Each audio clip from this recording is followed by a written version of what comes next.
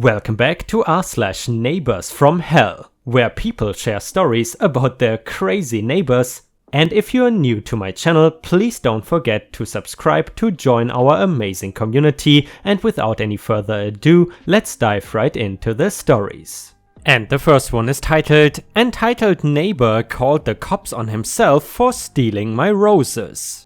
This happened a few years ago, but man, do I laugh every time I think of it. When I was a kid, I had a little playhouse that I loved and wanted to pass it down to my kids when I outgrew it. Unfortunately, due to severe storms, it was too damaged to let future kids play in it, but not wanting to part with it, I decided to use the shell as a greenhouse and created a garden within it using roses. I am really big into upcycling. Over the years, the roses grew in and around it, making it look like cute overgrown witch's cottage in my backyard with big beautiful red English roses in full bloom. Now for context, I live in a house with a small apartment complex to one side that has balconies that overlook into my backyard. I assume this entitled neighbor must have been a tenant that lived on the second floor of the apartment and saw my playhouse because I got a knock on my door. Entitled neighbor: "Hi, I saw your roses are in bloom and they are so beautiful." I'm very proud of my creation, so naturally I thanked him, answered a few questions about how I took care of them, thinking he'd maybe want to grow some himself, but he just stood there smiling. Me: is there anything else you would like to know? Entitled neighbor: "Well, I was hoping I could have some to make a bouquet for my wife." Me: no, sorry, I worked hard on them and don't feel comfortable cutting them unless I am pruning for basic upkeep. He seemed to understand this, thanked me for my time and went back to his apartment. I didn't think anything of it after that until later that day when I got home from school. I was a teen in high school when this happened and saw him in my backyard haphazardly cutting the heads of my roses. I ran to my yard screaming, "What do you think you're doing? Stop! Those are my roses! Why would you do this?" EN just looked at me like I was crazy. "I told you, I wanted some for my wife." I am carefully picking up what I can without stabbing myself with the thorns. "Yes, and I told you no, I am calling the cops right now." He tells me not to bother and that he will call them himself as he is close friends with most of the apartment.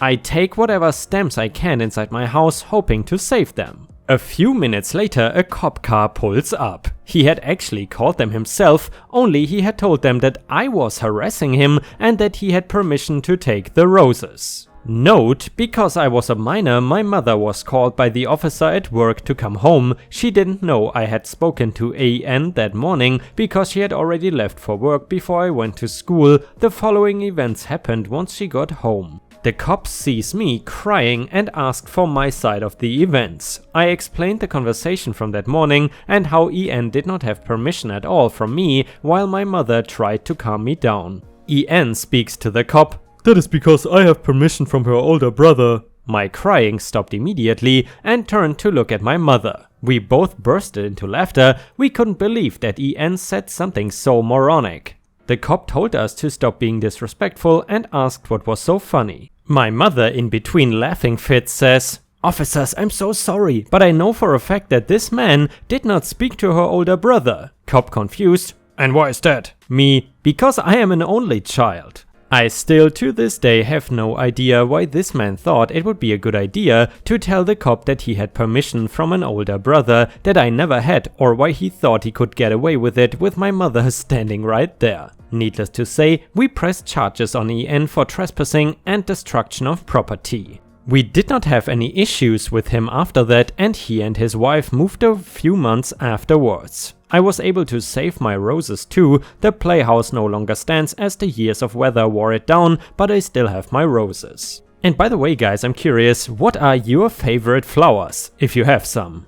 Personally, I gotta say, I really like roses. However, usually I only take care of them in Animal Crossing and not in real life. By the way, is anyone else in the comments playing Animal Crossing?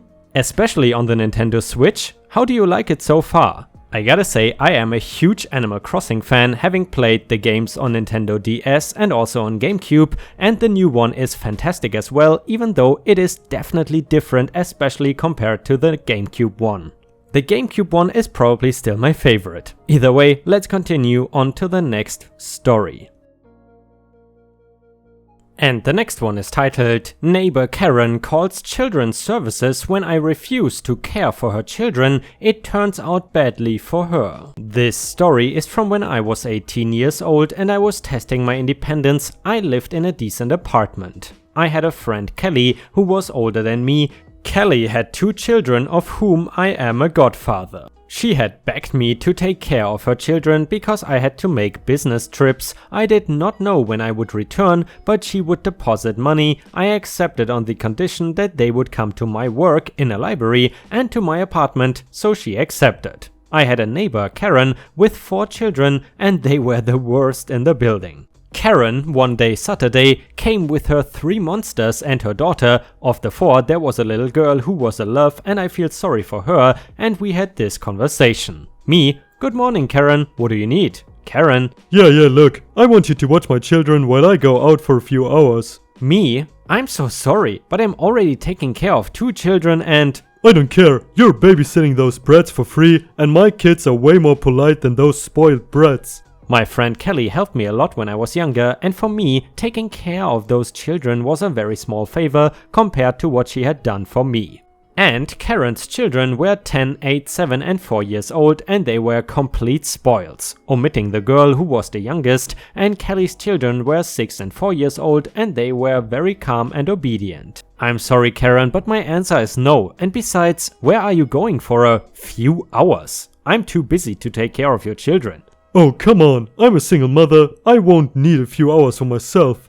Every Sunday she would leave her children locked in her apartment with junk food and microwaves. Obviously needed a few hours for her. I refused, she yelled at me and left. She tried this 4 more times. One day they knocked on my door. I open it waiting for Karen with her children, if Karen was there, but with 2 men from Children's Services. Children's Services Officer number 1. Good morning, we received a complaint of child neglect in this apartment. Excuse me, but I think you're... Don't try to lie, I've seen how you treat those poor kids. You dress them in damaged clothes and use your dogs to scare them, and you don't feed them. That was exactly what she did with her children, omitting the dogs. Child Services number 2. Ma'am, calm down. Miss, they mistook me for a woman. Can we come check? I let them pass and Karen came in without even asking. They found Kelly's 2 children sitting on the floor, well dressed, playing with my dogs while they ate fruit from a bowl. Karen screamed that I had fixed them for this, which obviously wasn't. The gentleman from Children's Services sat with them and asked questions until the question arose, do you like how your mother treats you? They replied that they did not see their mother because she was working far away and they only saw each other through video calls. Karen shouted that I stole them. I explained to the gentleman that I was a man and his godfather and gave them a letter. You see, since an incident that I had when taking care of a child, I have the parents write a letter where they say that the children are in my care, signed by them, the parents' phone numbers, home and emergency contacts. They called and after confirming everything, they decided to withdraw, apologizing for the inconvenience and thanking that he had not reacted aggressively. Karen was outside my apartment screaming and ranting, so I decided to tell Children's Services that she did not take care of her children. I told them since she went with different men every weekend and smelled of drugs until she locked the children in her apartment to leave until who knows how long, and that they could ask the other neighbors if they didn't believe me. I didn't know anything else. After that, I decided to look after them at Kelly's house, but when I got back to my apartment, there was no sign of Karen or her children. You know guys, I gotta admit, I kind of missed the stories about Karens. I know sometimes they are a bit over the top, but seriously, we haven't read these stories in a long time. How do you feel about these Karen stories? Did you also miss them a little bit, at least on my channel? Because I know other channels obviously are reading those frequently. And by the way guys, if you have watched until here, I would really appreciate it if you could subscribe to the channel so we can reach 27,000 subscribers, which brings us closer to 30k. In addition, please don't forget to post some star emojis in the comments and also like the video if you want to support me. Thank you so much in advance. And the next one is titled, Neighbor continues to park in my car space, so I got revenge. Hey all, I'm back at it with another petty revenge story to share with you. I just posted about my mom parking in the disabled parking space, and it reminded me of something I did to my neighbor a few years ago. So sit back, grab yourself a drink and some popcorn and prepare to be inspired.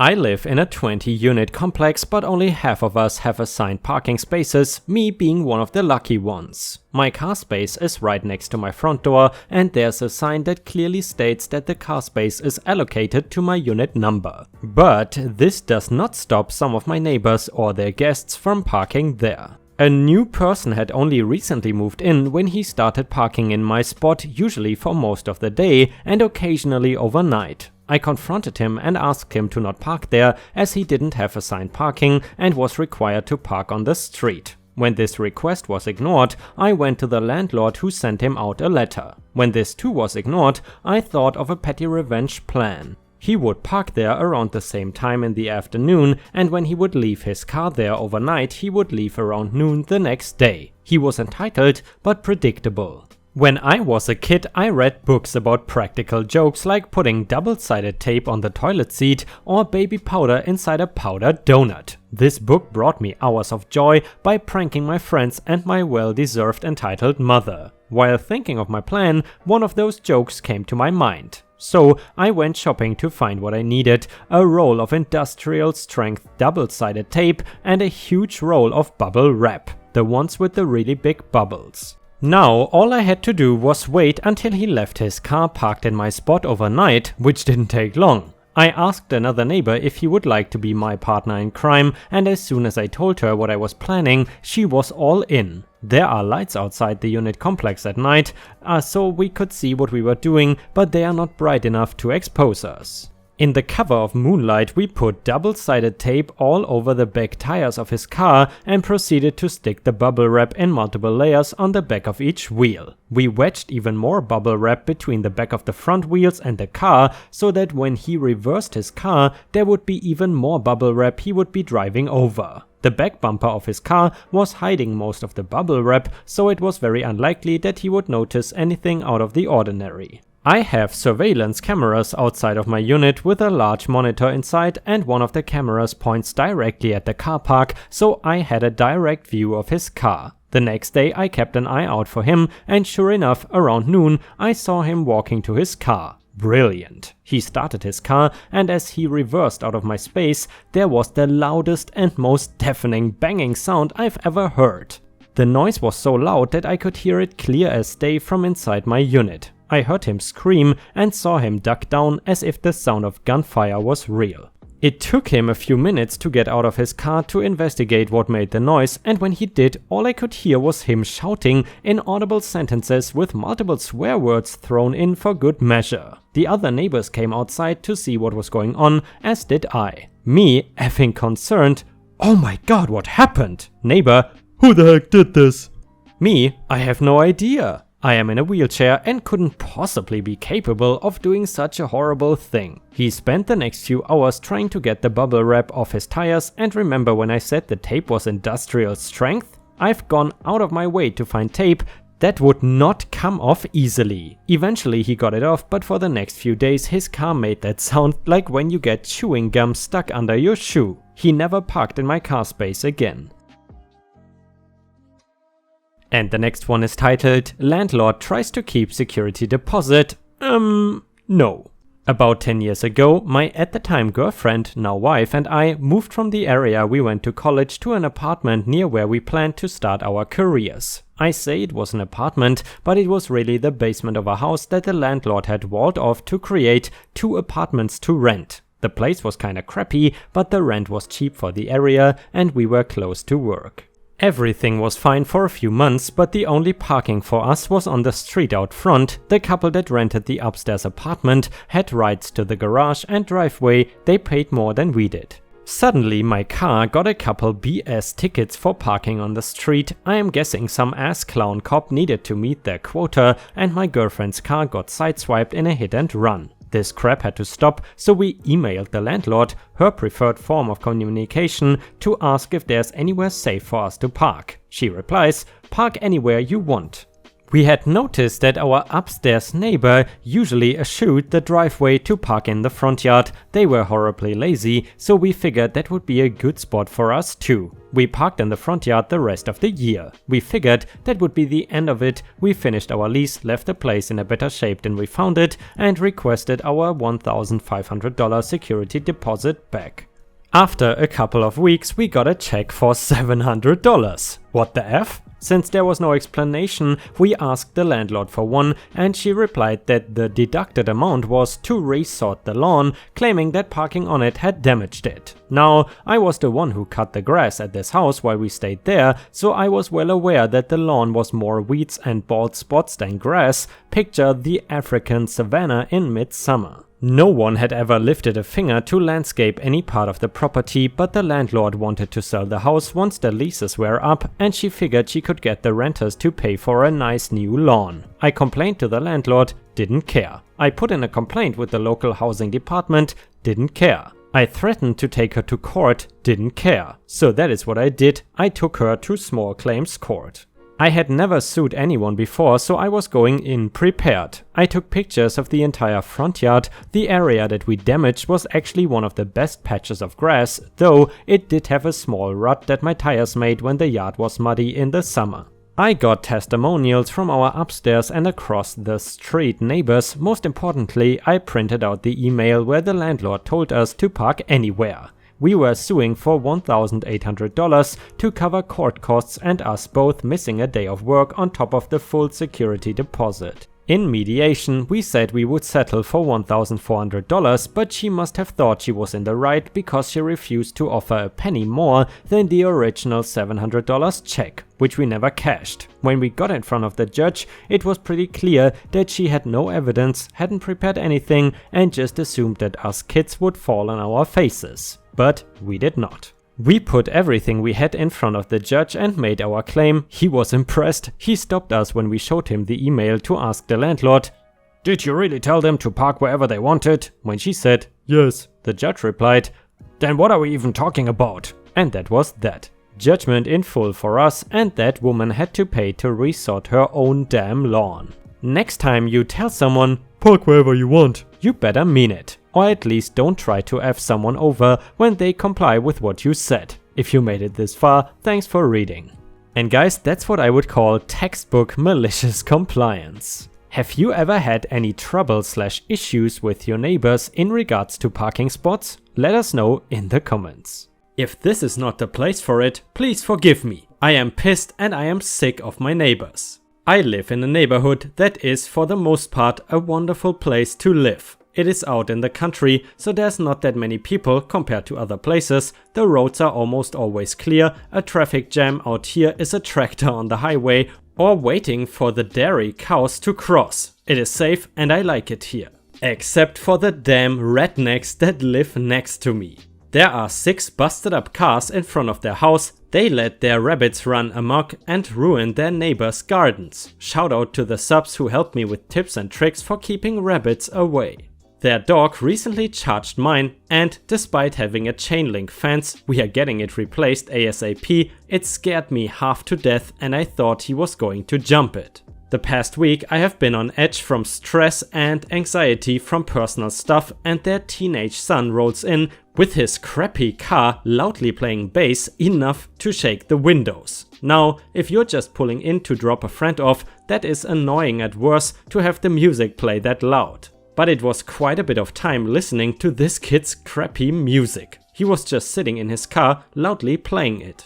I was ready to tell them to turn it the F off before I take down everything they are doing that violates city ordinances, and I grab my shoes and open my door to go down my stairs and head towards the car when they back out and drive off. I stood there with my arms crossed, glaring at the kid as he drove off. I'm back inside, anxiety is at a 10 out of 10, I am mad and I really just want them to F off. I think someone told him to turn it down before I got out there. I briefly heard an older man yell while I was grabbing my shoes. The houses across from us has a toddler and next to them is an elderly couple. I cannot imagine they are thrilled about this either. I'm sure compared to other neighbors, these people are not so bad, but this is not a once in a while thing. I'm non-confrontational because of my anxiety, but when pushed to a limit I snap, especially when this is a constant issue. Did you guys ever have obnoxious neighbors that play loud music? Let us know in the comments. And if you somehow got rid of them, please also tell us how. Neighbor knowingly stole my food delivery. So I ordered food delivery for my wife and me. The driver accidentally delivered it to a neighbor a few houses down. Frustrating, but just a mistake. Our address numbers have a couple reversed digits. The a-hole neighbor accepted the delivery without batting an eye. The delivery was marked as complete. I called the driver, he said he would drive back to get it sorted out. It took about 5 minutes for him to get back and we walk over to the neighbor's house. Driver knocks on the door and the guy answers the door. I say, "Hey man, you just got a delivery that was meant for me." He says, "Oh crap, oh yeah, I may have eaten a couple of fries." I walk in and see the order, burgers and fries, spread out on a table in the main area. The driver standing in the doorway says, "Seriously?" The guy says, "What do you mean seriously?" I walk in and start loading the food up back into the bag. The guy says, "What do you mean seriously? I thought the Lord had sent me free dinner. Wouldn't you take it if it showed up too?" He starts reluctantly loading the food up with me as if he is bummed that his free dinner is being taken away. As he hands me the last box, he says, "Oh yeah, I think this one might be empty." And opens the box as if he is surprised that there's no longer a burger inside. I say nothing, take the box from him and just leave. The driver was pissed and super apologetic, offering to send me the money for the order himself. I declined and got a refund for the food through the delivery service. I knew this would happen as soon as the order was marked as completed. I had all this crap that I planned to say, but was just too angry to actually say any of it. What kind of person would just accept it? Somebody comes to your door and says, "Order for Mary?" Fake name. And you just say, "Yup." The order was $50 effing, meant to be dinner for the next 2 days. How can you have that happen and just be happy about it? You have to know that it's probably meant for someone nearby. And again, he never once actually apologized. He just acted like a child getting a treat taken away. What a guy. I'm curious guys, do you order food frequently? What kind of delivery services do you use? Let us know in the comments.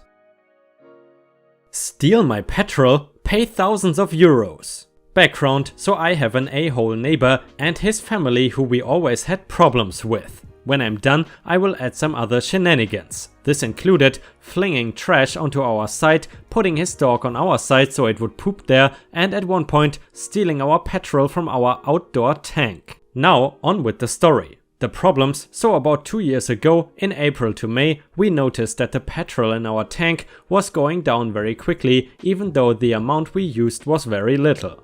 After a bit of investigating, we found a pipe that had been installed that led to his side of the land. Recently, he got this huge new car that obviously needed a bunch of gas, and it seemed that along with some being used over time, there were huge amounts used every week. So he was presumably filling his car. To stop him, my dad hatched a plan. Keep in mind, we could not call the cops on him as they would do nothing because his nephew was a policeman and we live in Greece, so, you know, family ties and stuff. On to the planning. Since this was during the summer, we waited until he went on holiday, he was quite rich, and then disconnected our house from the pipes. So there would be no chance of him suspecting everything. We kept the charade up until he came back and went back to using our petrol. We noticed a pattern to when he used our petrol to fill his car. I think every 4 to 5 days, and we used this to our advantage. And now the revenge. The day before he filled it up, we topped it up with soap water and mixed it around in order to make it petrol color,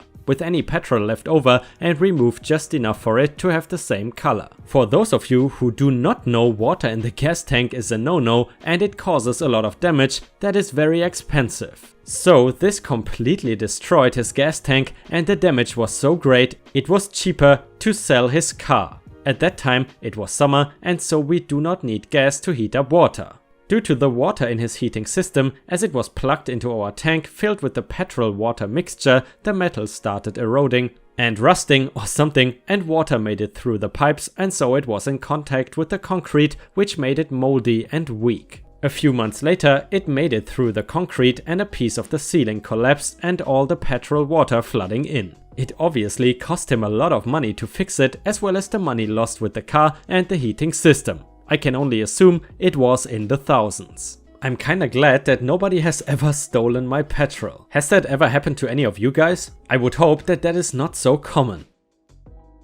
The next one is titled Trash Can Thieves. I rented a house with roommates. It was in our contract that we pay for our own utilities, no big deal. Since 2 of my roommates did a lot of work from home, they required an extra trash can for their eBay business. So we rented an extra trash bin for our household. We have been living in that location for a couple of years when we saw that we got new neighbors. So, the way the houses are set up, we live in a poor neighborhood, but the 4 houses are gated inside to keep thieves out. They are lined in a row. We need to take our trash cans outside the gate and leave them on the curb so that the garbage man can pick them up. Since I come home before everyone, I usually bring our trash cans inside. When I noticed both of our trash cans have completely disappeared. I go back inside thinking one of my roommates must have come home earlier and brought them inside. I look on the side of where I parked the trash cans and they are not there. Maybe they are inside. Nope, gone. Since we live in a 2-story home, I can look into our neighbor's little backyard and lo and behold we see that they have taken both of our trash cans. And since they moved in, they had already filled 1 trash can with trash. I gather my roommates and inform them of the situation. My roommate goes and politely asks for our trash cans back. Well, it turns out they are foreigners and don't understand English, and that proves to be difficult. Roommate gestures to the backyard, leads them to the trash cans and just takes back our trash cans. It was an older couple who were of Asian descent, so I tried having friends from work see if they could translate a note in Mandarin/Cantonese to let them know they are taking our trash cans. Since I worked in a heavily Asian neighborhood, maybe I can make an effort to try to communicate with them. I tried leaving the note on their doorknob. No word from them. Next trash day comes and lo and behold, both trash cans are gone. The old man took our trash cans and put his house number on both cans. That is right, both cans. Since my roommates were out of town, I had to deal with the thieves. I went over and again knocked. This time the wife opened the door. I tried to gesture to the back of the house and she looked puzzled.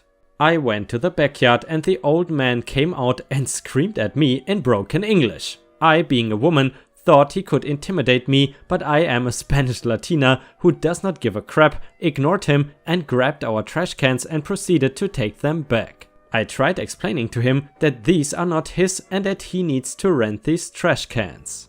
The wife looked extremely overwhelmed and embarrassed with her husband. She firmly stands in front of me, hands me her phone and in broken English says, "Daughter." I could have just ignored the phone and proceeded, but decided to talk to the daughter. Again, her daughter had a huge accent. In her words, she asked why I was stealing her dad's trash cans. I explained to her that the houses here do not come with trash cans, that you must rent one. She, in a very rude tone, said that they bought the house and insisted that those are theirs and I need to put back the trash cans. I told her that she was not understanding how things work here. I took the time to ask her how her parents pay for utilities and she said she pays for the water and electricity. I explained to her that when you buy a house, you are also responsible for recycling and garbage. That when you rent places, the rent usually includes garbage. It was like I blew her mind. Almost accusing me of making this up, I told her that her dad needed to call the recycling center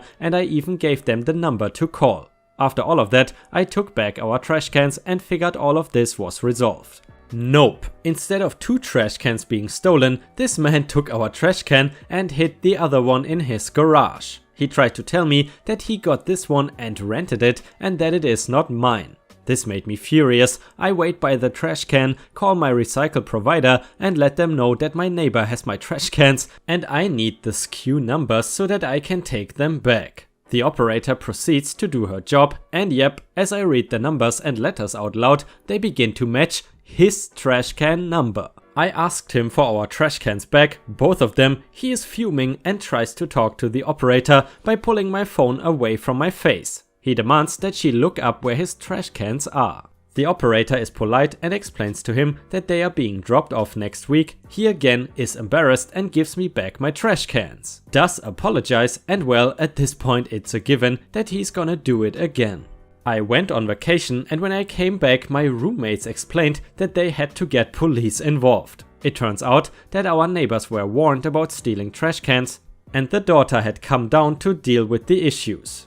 If this happens again, it is game over. Anyways, the old man ended up scrubbing off the numbers from our bins and started using their other neighbors' bins. Eventually, they also had a dispute and the thievery stopped. I have no idea how people can just take things that are not theirs, especially if given proof that it is not theirs. I could understand that the language barrier was an issue, but even with translation attempts, these people just did not want to pay for it themselves. I'm sorry if this is poorly written, I'm on my phone. But overall, these neighbors sucked. I would totally agree with OP.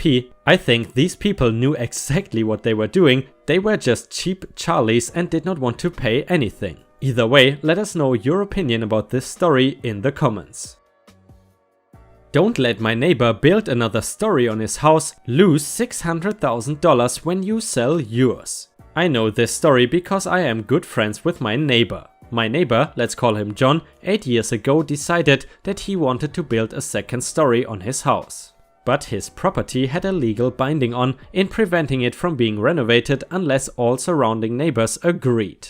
This is called a covenant, I think, and it cannot be contested in the local council. This one was over 100 years old. All his neighbors except one, let's call him Alex, agreed to let him renovate. Now John is a big guy, ex-military and muscly. He has a wife and 2 children, but he's not quick to anger. About twice every year, John would write Alex polite letters asking him to lift the ban from renovating his house, and every year Alex declined, complaining that it would be an eyesore. Literally every other house on our road has 2 stories but his, or that it would ruin the aesthetic of the street. Seriously? Alex was also a complete jerk and hypocrite, playing loud music past midnight. Anyway, for 8 years, John would get turned down by Alex, and then suddenly Alex decided he was going to sell his house. The revenge was on. After he heard the news, John bought one of those professional metal signs that people put in front of their houses when selling and put one in front of his own house. On it read something like,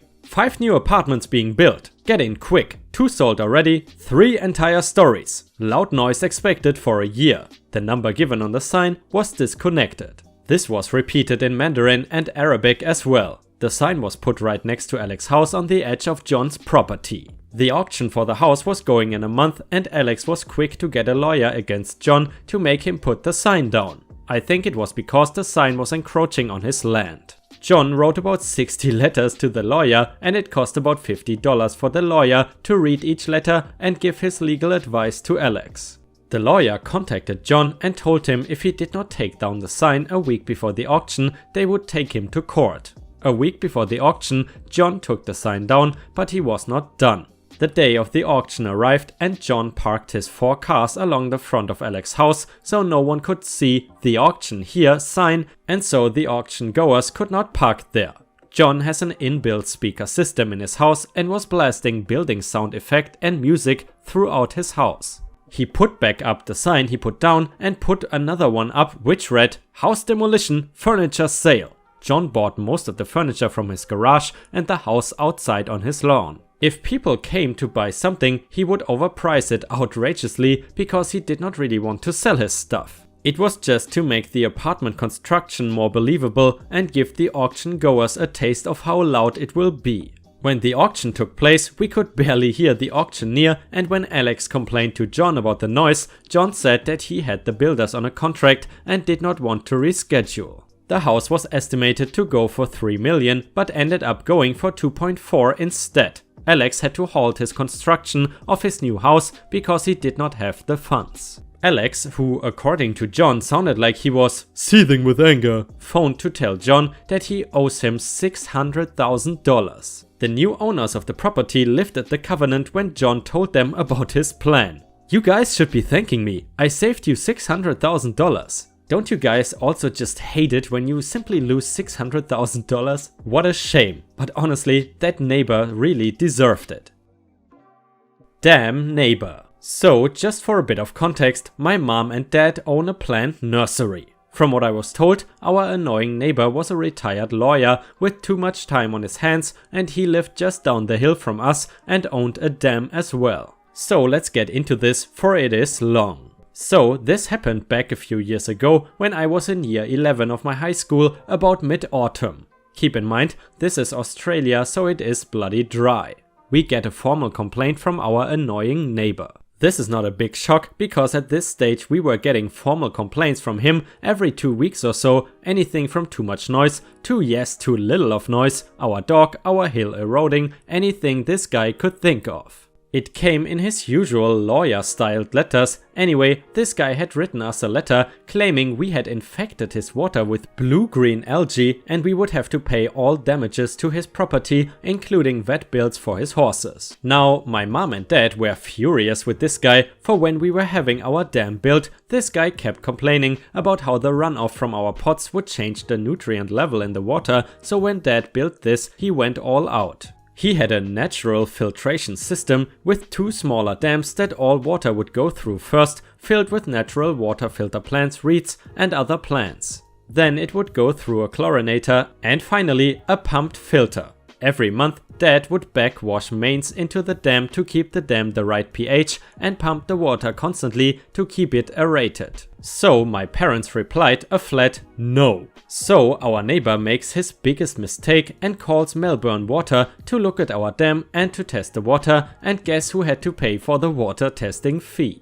So Melbourne Water guy gets there and is quite pissed, for his co-worker called in sick and he's going to have to collect water samples from all water inflows and overflows and the dam itself by himself, do salinity tests, pH tests and send samples back to the lab for further testing. I thought it was interesting, for I was doing chemistry at the time, so I went out to talk to him about it. He looks at our setup and, to say the least, was pretty impressed. He asks why it was getting reviewed, first due to how dry it is and how water is not overflowing from our dam to his, and second, why is it the neighbor getting reviewed due to he is the one with blue-green algae. He soon gets explained all the stuff our neighbor gives us and expresses his sympathy. When he is about to finish up, he suddenly asks about the fence line that goes through the annoying neighbor's dam, and I tell him about how a few years back the neighbor had told us to reinstall our connecting fence in order to keep our dog in, and how Dad had to pay for it all. Dad was pissed and decided to review over our property border and did not give up a centimeter of land to this guy, even if it went through his dam. Now Melbourne Water guy smiles and says, well, I will have to get a water sample of that as well, won't I, since it is your water. After this, he talks to my parents about our options and says that the review will be scheduled soon about the water contamination. By the way, I was not present for the meeting. Mom and Dad relayed the whole thing to me. Anyway, going on. So about a month later, the council has us sit down for a meeting with annoying neighbor there, and all he knew was it was about contamination of water and he's looking smug.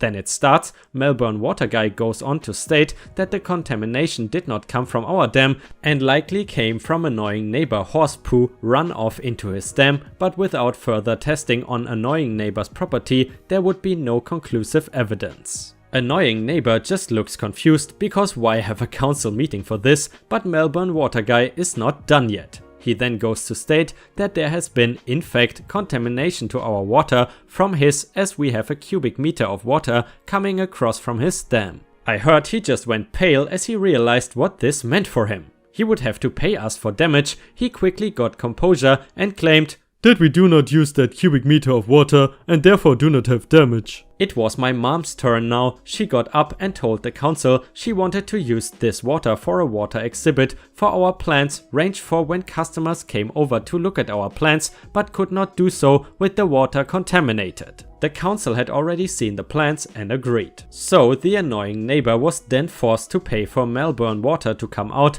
and determine where the contamination was, and then set up a filtration system similar to ours, which cost Dad about $20,000 to decontaminate the water so we could do our water garden. P.S. If Melbourne Water guy is reading this, I know we already thanked you, but you were great. Thanks for helping us get back at annoying neighbor. PSS, annoying neighbor did not send us a complaint letter for a few months after this, but they did come back. And guys, unfortunately, we have already reached the end of the video. I hope you enjoyed today's stories, and if you haven't already, please also go to patreon.com/ripeyoutube, where I upload exclusive Reddit videos starting at just $3 a month. This is a great way to support me in case you are interested, and the chance for me to become independent from YouTube revenue. Thank you so much for watching. Please don't forget to subscribe and like the video, and I hope to see you again tomorrow.